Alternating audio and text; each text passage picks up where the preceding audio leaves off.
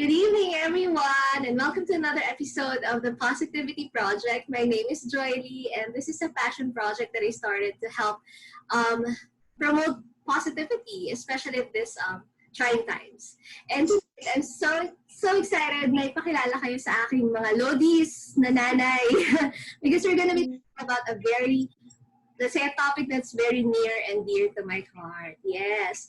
And ang aking these two women are the people that I really look up to, are the mothers that I really look up to. And I'm so glad that they're here with me today. Si Bop or Nas, ano ba? Formal ba tayo dito? Let's Oo, hindi ko alam.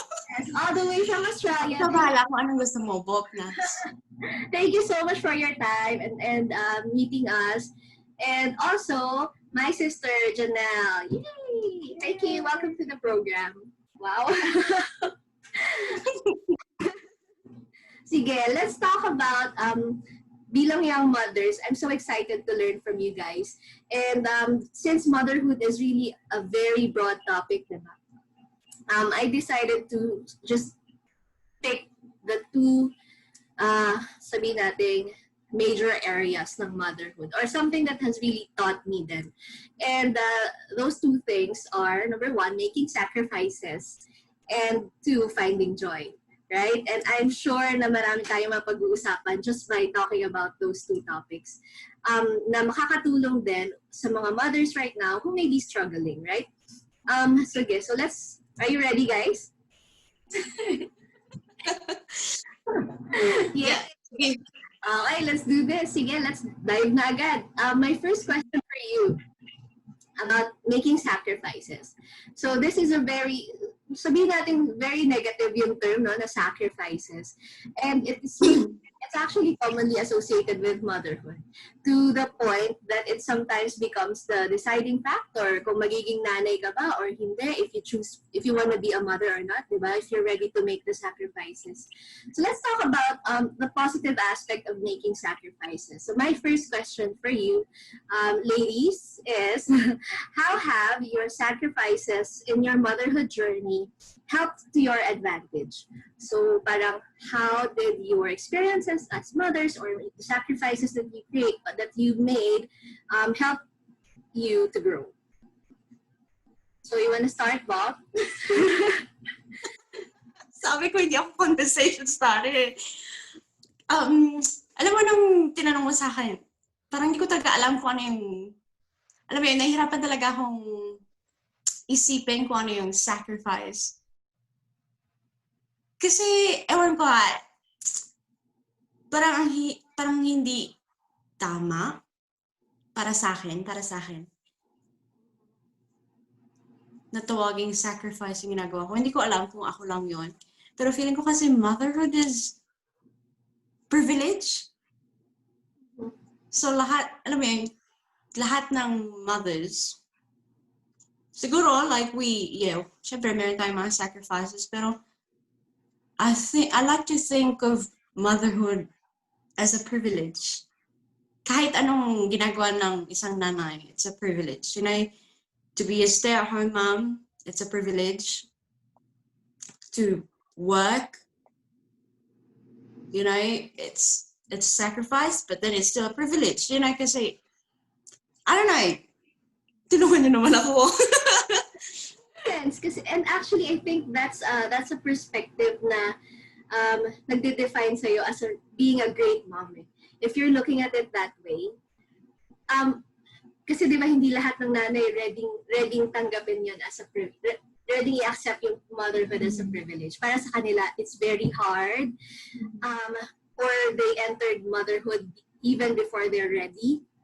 Kaya nasasabi nila na sacrifices yun, di ba? Fair enough, because it's hard. It's not easy. It's on another level. You know, mahirap talaga. So it's natural to think of it that way.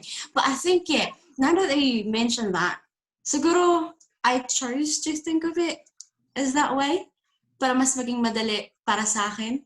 Because sometimes, you know, when there's days na mahirap, I think of everything like sacrifice. parang, bakit ko ba pinili to? Alam mo yan, bakit ko pinili na mag-stay at home lang? Alam mo yan, dito lang sa bahay kasama yung mga anak ko. But those are hard days. Pero if I really want, to choose happiness, yeah, I would remind myself that it's actually a privilege. I feel guilty. No, just kidding. Pero, I remember yung time na newly pa ako mom. And yung simple things like my mom would give, even yung food niya na dapat kakainin niya para sa akin, parang hindi ko naiintindihan before. Parang naalala ko yung time talaga na favorite chocolate niya yun. And then I've asked na kung pwede na i-share niya yun with me. Tapos sabi niya, oo. Tapos parang naalala ko yung sinabi ko sa sarili ko na parang hindi ako magiging ganitong nanay. Parang hindi ko kayang maging selfless. Parang yun talaga yung naalala ko ng time na yun na kaya mong i-give up everything. Hindi lang yung mga hard things, but even the simple things like your favorite chocolate. Parang ganon. So, pero when I became a mom, parang it comes natural. Tama yung sinabi mo na. Siguro yun yung sense na why we say it's a privilege, na hindi na rin na-feel that it's a sacrifice. Because for me, it's actually one of the natures ng moms is being selfless or just loving doing yung things that would make our families happy. Kaya parang it becomes a privilege. Yeah. Ang iniisip ko kasi when I started my motherhood journey, sobrang dami. Siguro dahil ang dami ko ring, sabihin, expectations. Tapos biglang pag hindi na-meet yung mga expectations na yun, parang ang hirap, di ba? Parang nakaka-frustrate. Hindi mo alam kung anong gagawin mo. May mali ba sa mga ginagawa mo, ganyan. Sa akin siguro yung mga sacrifices have taught that I made have taught me to be humble, most of all. Kasi parang dun ko na-realize na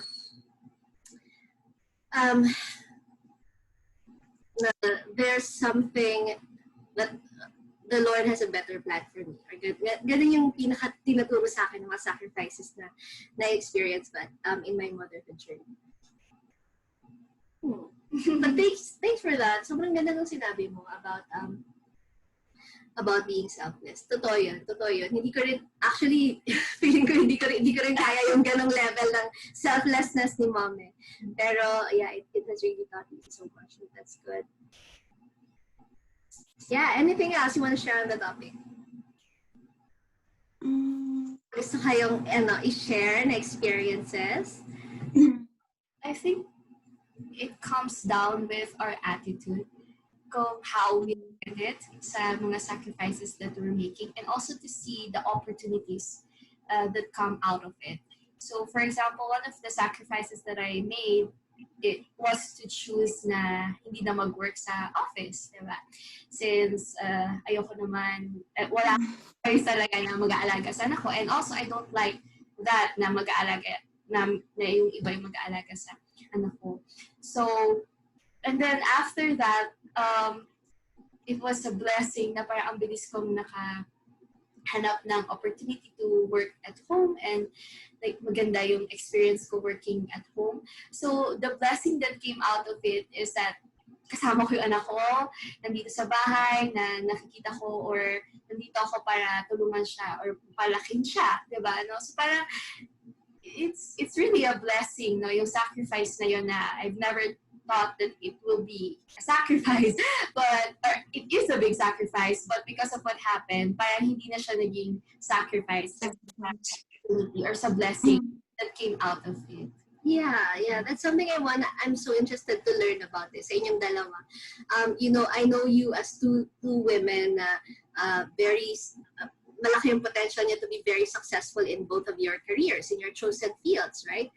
Pero you both chose to stay at home and be with your kids. What prompted you to have that decision and paano kayo nag-lead sa ganong decision? And what were the hard things that you had to overcome in making that decision? Well, kasi, so yung situation ko, nandito ka sa Australia. So, nag-move ako nung kinasal ako dito sa Australia. Nagkaroon ako agad ng baby after a year. And during that time, before pa ako magka-baby, so hindi ako pwede mag-work because of visa. So, parang yun na yung naging situation ko. Hindi ako makapag-work. So, I had to stay at home. So, nagkaroon nga ng baby and then another baby. So, parang yun yung naging situation ko to stay at home. And then, every time, lagi pumapasok sa isip ko nung pwede na ako mag-work. Should I work? Kung mag-work ako or ano ba, mag-stay at home. I think Heavenly Father knows that I need to stay at home and not work for this time. Because I really believe that Heavenly Father, syempre, alam naman ng Diyos kung sino tayo. Alam niya kung ano yung strengths and weaknesses natin. One factor for me why I decided to stay at home and why we still decided na mag-stay ako sa bahay with the kids is for my mental health. Because alam ko when I work, because gusto ko sa lahat ng ginagawa ko, I do my best. And I mean, like, I can't fail. Sobrang, yun yung, wino-workout ko pa rin yung attitude na yun, pero gusto ko yung ganun talaga. So alam ko na if I go to work, I would want to do my best. So, talagang magiging workaholic ako. And I know it will be hard for me to balance yung family and yung work. It's just not my strength, balancing things. And when things are in balance, my mental health crashes. And inisip ko, if my mental health crashes, it will affect my family, it will affect my children. So alam ko, yung sinabi mong sacrifice, naisip ko na isang sacrifice na palagi kong ginagawa is my pride. Kaya gusto ko yung sinabi mo na it makes us humble. Kasi talaga sobrang ma-pride akong tao. Pero because of my situation, I just have to, be humble because alam ko na hindi ko naman talaga kaya lahat. So, I had to accept na I can't do everything. I can't work and be the best employee or career woman and be the best mom. So this time, parang, I really need to choose one because of my mental health and just the situation, just my situation. So so I decided to stay at home for now. Syempre hindi natin alam kung ano yung future, pero yun yung one factor for me. Yun yung dahilan kung bakit. Because I value yung mental health, yung happiness ng family ko. And I just want peace, That makes sense. Totoo.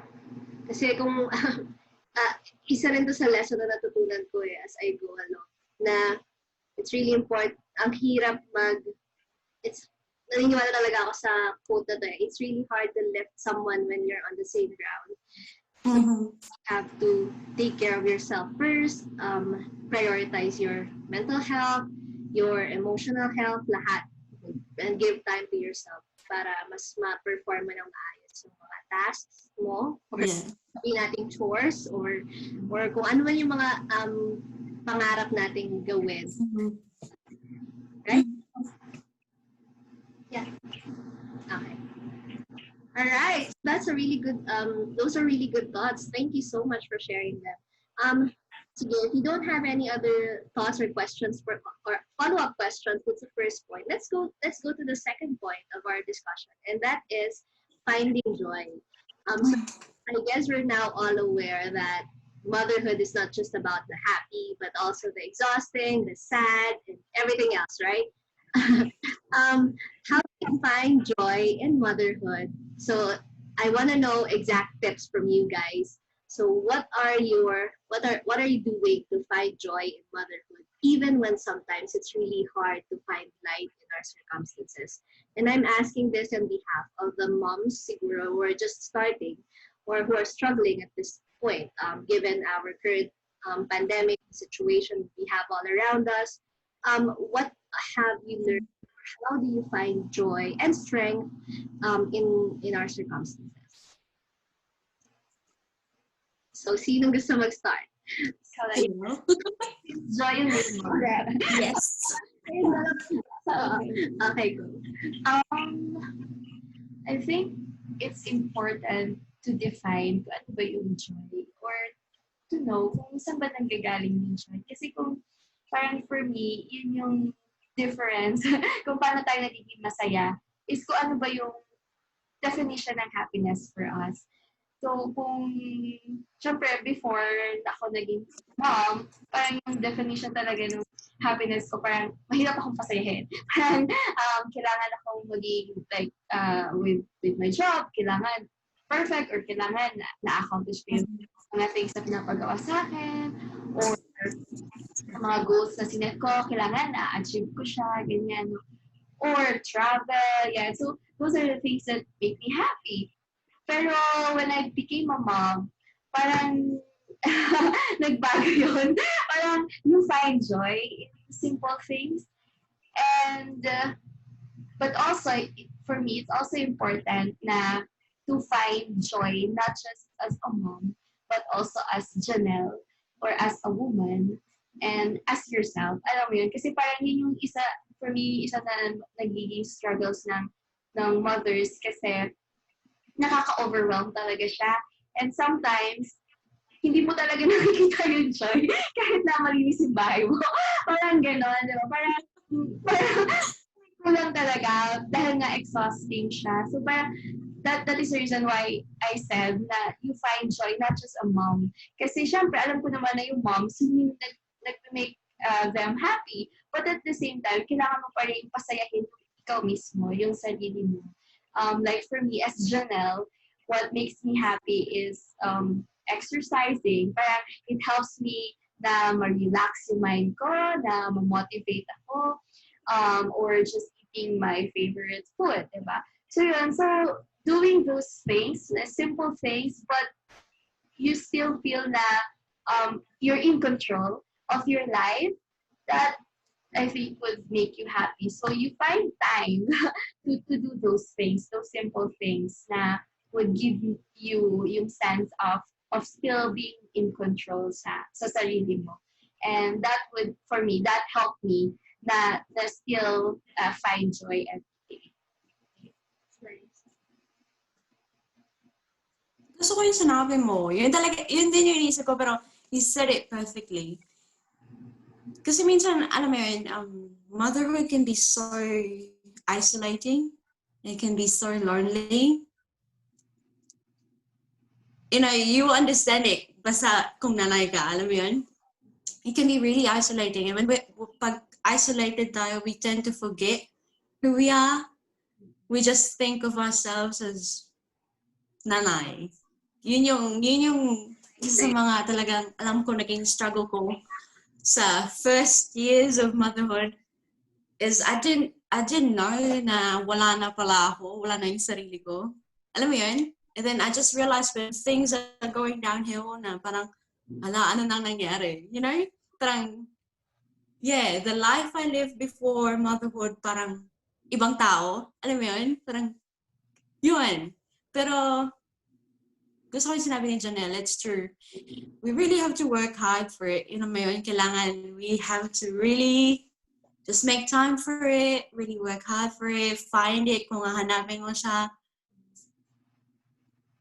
Yung isang, when I realized that na I need to do something as myself, you know, not as a mom, one of the things I learned is creating something always sparks something.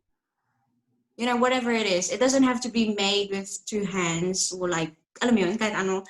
But so when you create something, whether it be cooking or, I don't know, writing or setting goals, because, you know, like, parang creating a better version of yourself, parang ganon. But so working on something, yun, gives me joy. Yun yung, napansin ko na when I'm actively trying to create, or like, yung parang nagbibigay effort to create something, to do something, to accomplish something, as myself, bilang sinas, yun, I find joys, you know, in every day na, syempre, mahirap pa rin. Not every day is joyful. Pero it's there. It's there. You just have to make it happen. Especially at this time, no, na yung sinabi nga ni Jeanell that you are still something that helps you remember or take in control. Sa ngayon kasi sobrang out of control ng mga nangyayari sa atin. And that's actually the reason, one of the biggest reasons why andyan yung ang daming may anxiety, ang daming nagka-crash yung mental health nila because of all those uncertainties. And I think isa pa, napakadali kasing mag-dwell sa negativity sa mga ganitong panahon, no? Or kahit wala yung pandemic, kahit burahin natin yung pandemic, kahit just being a mom, sobrang dali mag-dwell on the negative side of things, that you're not doing enough, that you are not meeting your own expectations, di ba? Of being a mom, of being what you wanna be as a mom. Paano nyo na-overcome yung mga ganong sabihin natin negativities na sometimes pumapasok sa inyo? Even when you do those things that you are already doing. What other things can you think of na sa tingin ninyo, especially for those, so ano ba yung mga pwede natin ibigay tips dun sa mga mothers that are on the, let's say, nasa bingit na sila ng negativity talaga, sobrang negative na ng thoughts nila, na parang wala ng hope. What do you have to say to those moms?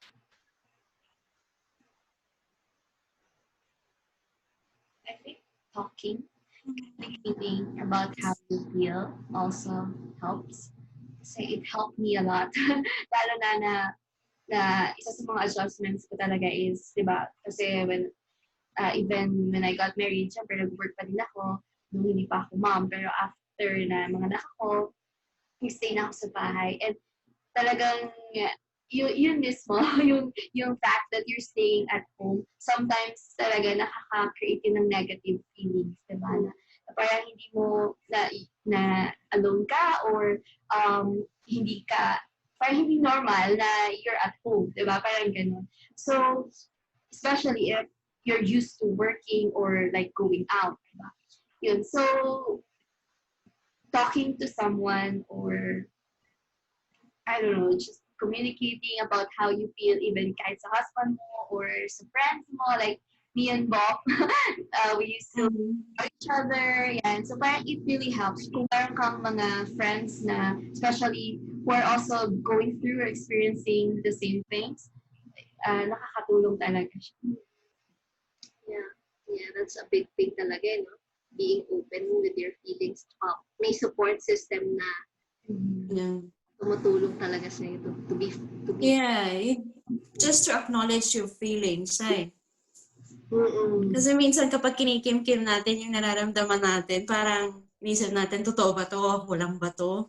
Pero when we talk to someone, it gets validated, yung feelings natin. And you know, we tend to be more kind to ourselves because we know na it's normal. Like, alam mo yun, totoo pala, nangyari pala talaga yun. Yeah. Thank you so much dun sa mga sinabi niyo. Ako rin hindi ko rin na-expect na I would, experience the downest of downs. Meron man ganun. Diba? It's on another level na walang nagsasabi. Alam mo yun, parang I think, I noticed here, parang kailangan mas pag-usapan yung negative, or the dark side of it, like, the not so good side of it. Kasi nung before ako maging nanay, parang wala akong masyadong alam sa part na yun. Alam ko lang, sige, mahirapan ako na patulugin yung bata, ganyan, o hahabulin yung bata. Yun, yung more practical side, parang alam ko yun na papadede, ganyan. Pero yung more of the psychological and social, emotional, parang hindi siya masyadong napag-uusapan. Hindi ko alam kung hindi ko lang ba talaga narinig o talagang hindi napapag-usapan? Oo, totoo yan. Actually, hindi, ang yabang ko pa nga dati. Ang yabang ko pa dati na sinasabi ko, parang, kasi hindi naman din ako aware eh. So, hindi ko sabi ko, I will never experience that until I did. Tapos, ayun, and it has really taught When me you said that, do you mean like postpartum depression? postpartum, yeah. And it's really taught me so much. Mm. Hindi ko alam na ganun siya ka-real. And na dapat pala mas prepared pa ako sa kung gaano man ako nag-prepare before. Dapat mas prepared ka pa talaga na labanan or i-conquer, di ba? Yung ano na yun. It's hard. Wow. Ako, I find joy in my circumstances through music. And it's really helped us get through. Especially at this time. Kasi nga may ilang buwan nang hindi nakakalabas yung mga kids eh, di ba? Ever since the lockdown started, hindi talaga sila nakalabas. So March. So for how many months na yan? At may mga times na gusto-gusto na talagang lumabas ng panganay namin, 8 years old namin. Pero sa circumstances, hindi pwede. And I find that music has really helped us din na ma-enjoy yung time namin together at home. And it also has helped us to be closer to each other. Yay! Thanks. Thanks so much for your thoughts. Any other thoughts you have on finding joy in our circumstances, even when it's really hard, even when we're having this kind of pandemic all around us? Any other lessons on finding joy you want to share before we move on to the final, to the close of our program? Finding joy? Wala na siguro. Okay, thank you so much. Ito na lang, yung last question to. What are the best learning principles? Ito. So, again, our goal is to help mothers who currently struggle, to at least help them find some positivity and also inspiration from our experiences.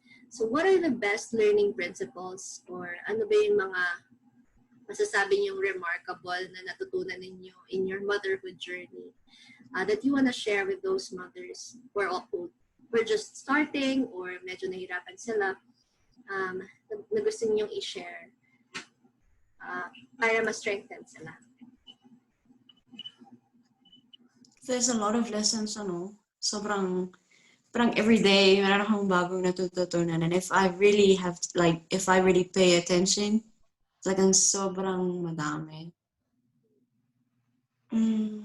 Totoo. Ako, kahit yung mga daily experiences mo, nag-add up yung mga lessons na yun to help you be stronger, di ba? Kung mas magiging conscious ka sa mga lessons na yun, mga little lessons lang na, okay, that pala hindi ganun yung approach ko sa tantrum niya na yun. Ay, dapat pala hindi ganun yung sinabi kong salita, yung phrase na yun. Yung mga ganung maliliit na bagay, di ba? Yung mga maliliit na bagay. Minsan nga parang gusto ko na isulat lahat, kung pwede lang, alam mo yun, habang nangyayari, sulat sa kanina, share ko lang. Kasi kanina, ano ginagawa ko, nagsusulat ako.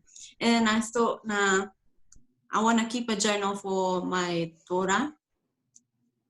Na gusto ko isulat lahat ng lessons na natututunan ko ngayon na as a young mom. So parang alam mo yun, siguro it's a good thing to give sa kanya balang araw. Kasi there's so many lessons na, sana hindi mo gawin to. Sana matuto ka sa pagkakamali ko. Sana matuto ka, ganyan. Yeah, so isang bagay na natutunan ko is, we can't do it alone, yung pagiging mother. We can't do it alone. We really need a village.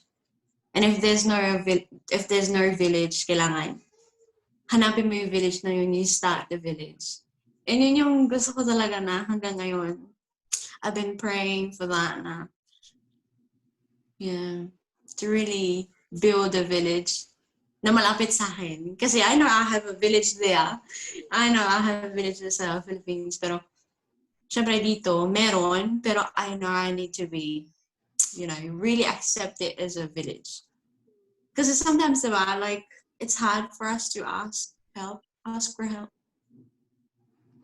Yun yung parang nakita ko na madalas mahirap para sa mga nanay to ask for help. Because we think na, yung kapwa nanay, she's probably going through things as well. Hindi na ako magtanong, alam mo yun? Pero minsan naisip ko, maybe that's what we need. Siya nga, 5 anak, hindi man lang siya nag-ask ng help sa akin. Ako pa kaya na isa lang. Oo, di ba?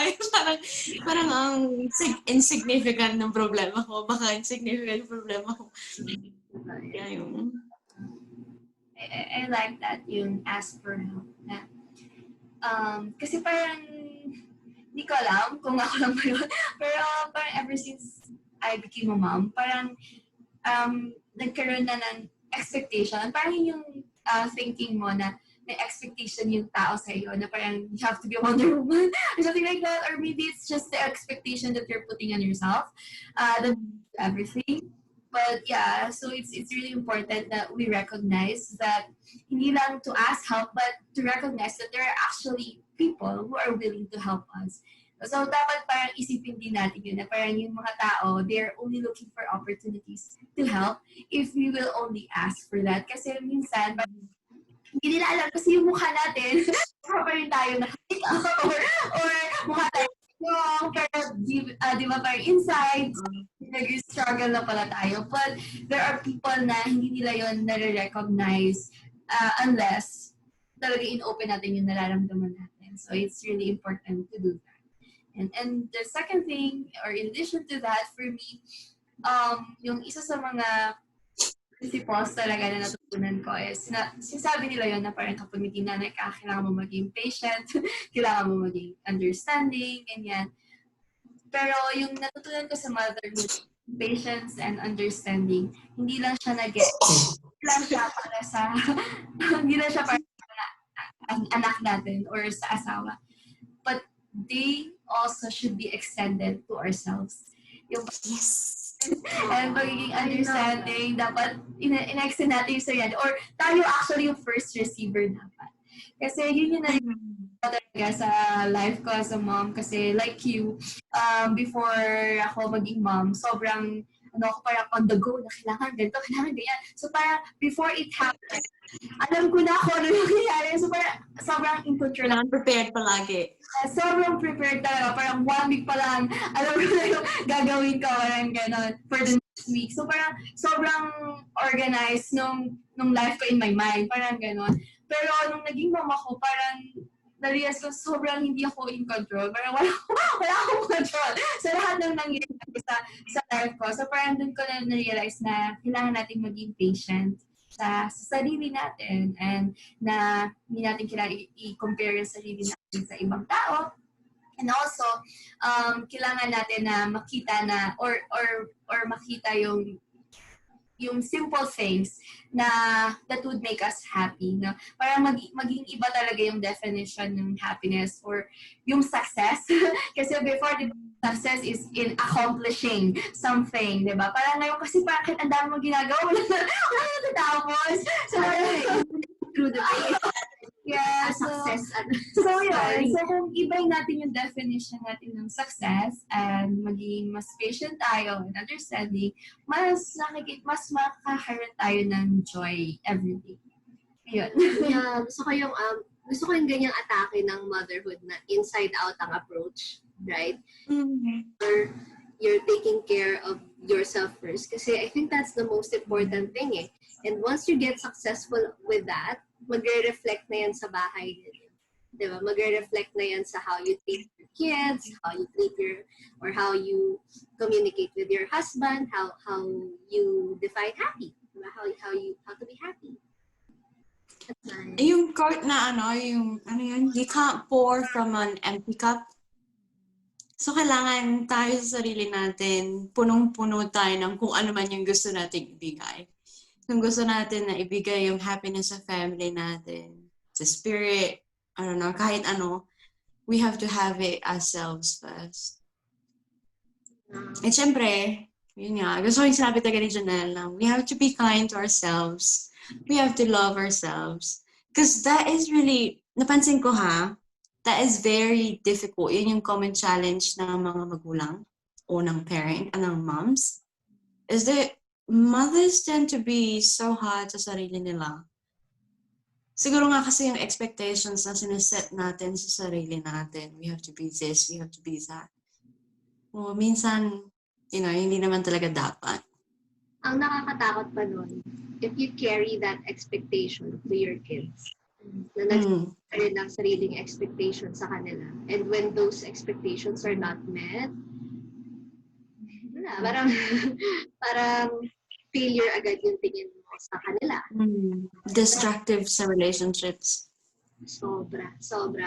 And it's a lesson that I continue to learn each day, to crush those expectations and be appreciative instead of the little things that they do, and also the little things yung ginagawa mo ng asawa ko, di ba? Kahit kahit hindi yun yung ina-expect ko or hindi yun yung gusto ko, pero may ginawa siyang ibang bagay, di ba? You have to appreciate that and recognize yung mga ganung bagay. Kasi kung wala, tama ka ba, feeling destructive talaga. Oo. Meron akong question. Kasi yan yung isa talaga sa lagi kong nire-remind sa sarili ko. I've been trying to work on that talaga. To love myself, to be kind to myself. How do you love yourselves?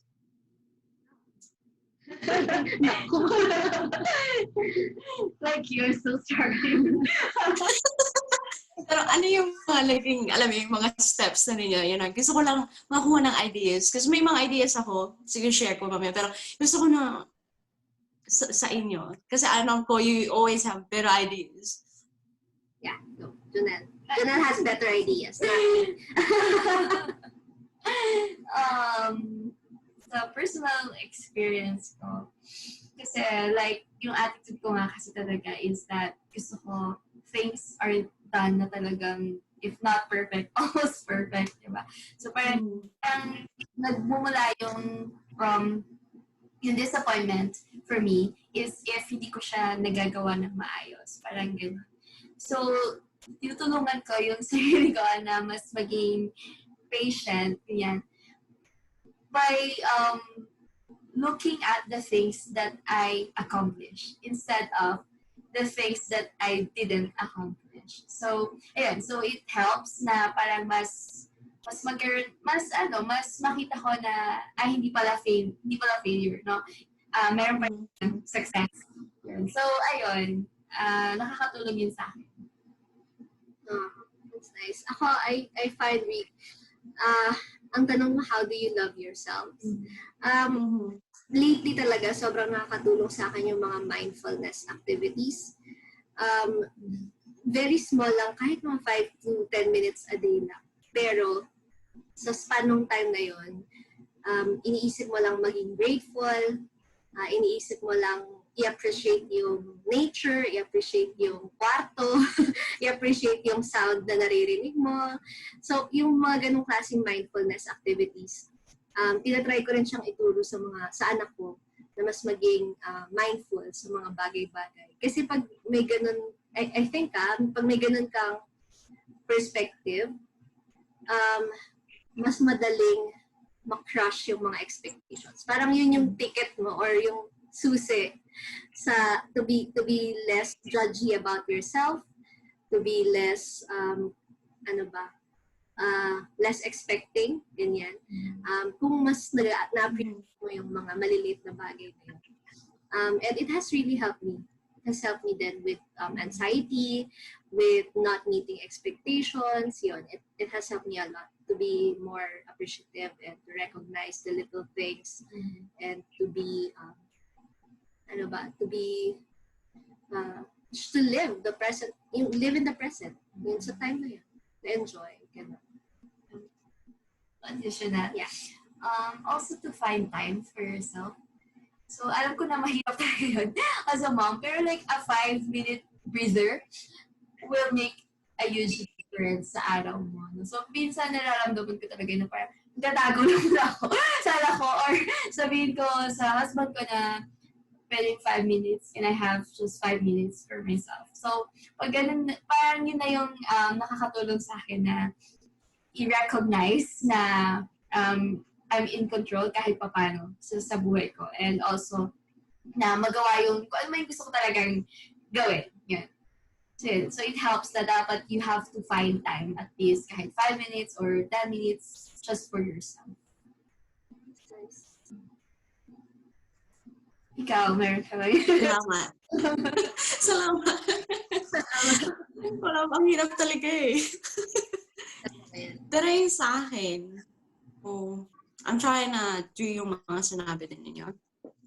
Pero I find it, kapag, when I have me time, may time ako para sa sarili ko, all I think about is like, like these things I need to do, this, alam mo yun, parang bumabalik ulit ako dun sa, alam mo yun? Yeah, pero kasi meron akong, pinakinggang podcast ng isang araw, parang there is a question, like, kung ano yung ginagawa, halimbawa, meron kang kaibigan or meron kang family member na mahal mo, na mahalaga sa'yo, how would you treat that person? So, parang it's a guide question na, to help give you ideas kung paano. So, yeah, so one naisip ko para sa sarili ko is to be a friend to myself. Kunyari, ano ba? Siguro it sounds crazy. Alam mo yung parang kausap mo yung sarili mo. Pero parang yung meditation exercises din, alam mo yun? Yung affirmations. You just gonna talk to yourself and, like affirm or validate yung feelings mo as a person. Because, syempre, it's hard. Pero, yun, I'm trying to be less judgmental sa sarili ko. Kasi diba, parang hindi naman natin gagawin yun para hindi natin i-judge yung kaibigan natin, diba? Or like, we won't bash our friend kung may magkamali siya, ganyan. So, I just try to avoid doing those things na hindi ko gagawin sa kaibigan ko, sa sarili ko. Wow, that's nice. Yeah. Thank you. Thank you for that question and for the answer. Yun na naman sagot yun. Totoong inaaral ko rin yan. Inaaral ko rin na mas maging ganon so that more towards, growth yung approach natin sa motherhood and not bringing us down. Kasi mahirap eh. Kapag nagpatong-patong lahat ng hardships, mga mga expectations na hindi namin, it could really crush us. Okay, sige. Natanong ka na ba? Nasagot niyo na ba yung last question ko about your final thoughts, learning principles, any other things you want to share before we end?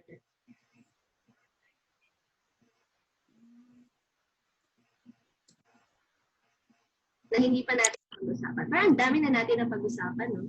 About taking care of yourself before taking care of others, and then taking care of your family, your responsibilities. Sobrang dami. Sobrang dami. Thank you so much sa mga answers ninyo.